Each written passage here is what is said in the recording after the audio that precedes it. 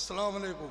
इसमें तशरीफ़ फरमा हमारे मजलिस के सभी सीनियर, सभी साथी, बुजुर्गों, ए मेरी कौम के लोगों, मुस्तवाद की आवाम, देखिए अल्लाह के शुक्र से, आप लोगों की मेहनत से, आप लोगों की दुआओं से, आप लोगों ने जो दुआएं की हैं उन दुआओं से सुप्रीम कोर्ट ने हाजी ताहिर हुसैन साहब को कस्टडी पैरोल दी है। इंशाअल्लाह कल आपके बीच में आपके भाई, आपके प्रिय विधायक का चुनाव लड़ने वाले हाजी ताहिर हुसैन साहब आपके बीच में होंगे इंशाअल्लाह। बुजुर्गों, साथियों, पहले तो मैं सबसे पहले हमारी दिल्ली पुलिस का बहुत बहुत शुक्रिया अदा करते हैं कि दिल्ली पुलिस ने आज जब असद साहब हमारे यहाँ आए थे, जो पैदल यात्रा की थी, दिल्ली पुलिस ने बहुत समझदारी से बहुत ऐसा काम किया, बहुत बढ़िया। तो हम इन लोगों का भी शुक्रगुजार हैं। और यहाँ की आवाम जो असद साहब के साथ थे, उन्होंने भी बड़े अच्छे ढंग से पूरी तरीके से इसमें साथ निभाया है। हम सभी का शुक्रिया अदा करते हैं। साथियों, ये चुनाव का वक्त है। सारी पार्टियों के नेता,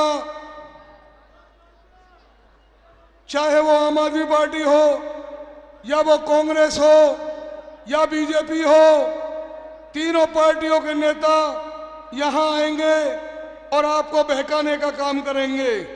लेकिन मैं पूछना चाहता हूं उन नेताओं से, उन चुनाव लड़ने वालों से कि जब हमारे दिल्ली के अंदर कोरोना का मामला आया तो ये लोग कहां थे? इन्होंने हमारी आवाम के लिए, हमारे मुस्तवाद के लिए कोई मदद का काम नहीं किया। ये बाहर से आते हैं और बाहर चले जाते हैं साथियों।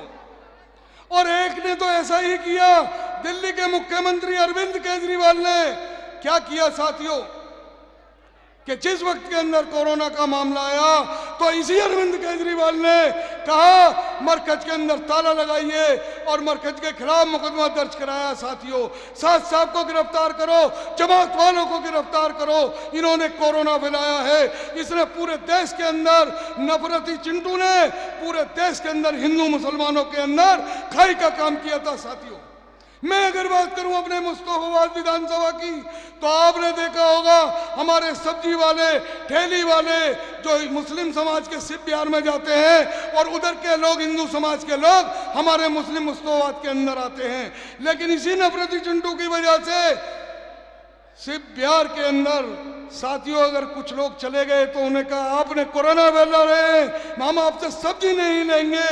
लेकिन कुछ ऐसे भी सेकुलर लोग थे, उन्होंने कहा भैया हम सब्जी तो ले लेते, सामान तो ले लेते, लेकिन पड़ोसी सोचेगा कि कोरोना वाला मामला है। साथियों, इस नफरती चिंटू ने यह हाल क्या किया, दिल्ली को अंदर क्या पूरे हिंदुस्तान में नफरत फैलाने का काम किया। अभी इसका पेट भरा नहीं था इस नफरती चिंटू का, क्योंकि ये शिवसेना और बीजेपी के कहने पर चलता है।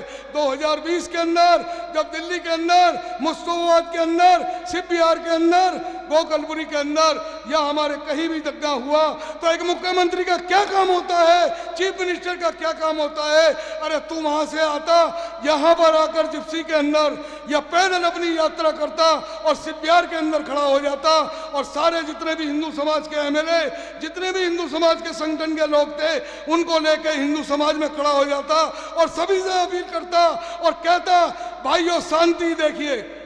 लेकिन इसने ऐसा नहीं किया।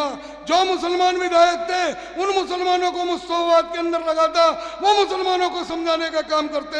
मैं समझता हूं जितनी हिंदू और मुसलमानों की हत्याएं हुई, शायद वो हत्याएं ना होती, जितना नुकसान जान माल का हुआ वो नुकसान साथियों नहीं होता। इसने क्या किया, इसने जाकर महात्मा गांधी जी की समाधि पर बैठ जाता है।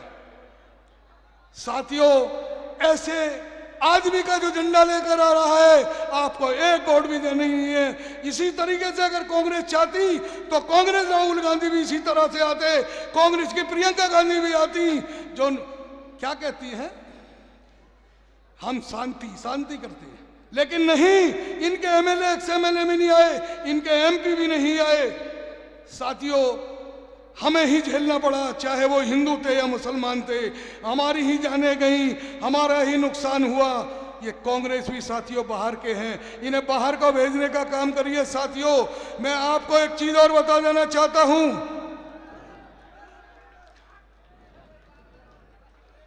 ताहिर हुसैन साहब, आपने देखा है कि 5 साल पहले जेल के अंदर गए हैं और 5 साल से कितनी मीठी ईद चली गई। जो ईद पे उन्होंने नमाज नहीं पढ़ी ईदगाह के अंदर, जो हम नमाजें पढ़ते हैं, रोजे रखते हैं, एक दूसरे से गला मिलते हैं, इसको 4 से 5 साल हो चुकी है। साथियों, बकरा ईद उन्होंने नहीं देखी, साथियों सुबरात भी नहीं देखी, मुहर्रम भी नहीं देखे। कैसी बीतती होगी ताहिर भाई के अंदर के अगर 5 साल से हैं, उनके बच्चों पे क्या बीतती होगी। साथियों, एक 12 से 10 साल की बच्ची होती है उनकी बेटी, जो 15 साल की हो चुकी है। साथियों, वो बेचारी, कल परसों की बात है, 3-4 दिन पहले संजय चौक के ऊपर प्रोग्राम था, वहां पर उसने एक कौम के लोगों, आपसे अल्लाह और अल्लाह के रसूल के वास्ते आपसे वोट की भीख मांगी है। उसे बहुत आदि आती है बाबा की, अरे आप भी बेटी वाले हो, मैं भी बेटी वाला हूं। बेटियां कितनी मोहब्बत करती हैं बापों से, आप सोचिए।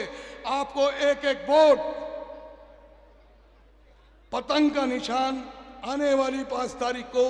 आपने देखा होगा, हज्जन मेरी बहन 5 साल हो गए अपने शोहर को देखे हुए, अगर कभी चली भी गई तो कोर्ट में बहुत सारी पुलिस होती है, सिर्फ देख सकती हैं। उनके बेटे सदाब को देखिए जो आपके बीच में आएंगे, उनके बड़े बेटे को देखिए, और तो और देखिए कि उनके वालिद साहब हाजी कल्लन साहब की उम्र, बुजुर्ग आदमी जिनका बेटा जेल के अंदर, क्या बीतती होगी। साथियों, उनकी वालिदा बुजुर्ग बेचारी आपके बीच में घर घर जा रही है, उनकी वालिदा वोट की भीख मांग रही हैं, उन पर क्या बीतती होगी। साथियों, बहुत हो चुका। एक एक वोट हाजी ताहिर हुसैन साहब को पतंग का निशान पाने वाली 5 तारीख को आपको देना है। मैं आपको अल्लाह और अल्लाह के रसूल का वास्ता देता हूं। साथियों, आज वक्त आ चुका है, अल्लाह और अल्लाह के रसूल के वास्ते मैं आप लोगों से पल्ला फैला के भीख मांगता हूं कि एक एक वोट हाजी ताहिर हुसैन साहब को पतंग के निशान पर आने वाली 5 तारीख को दें। खुदा हाफिज, अस्सलाम वालेकुम।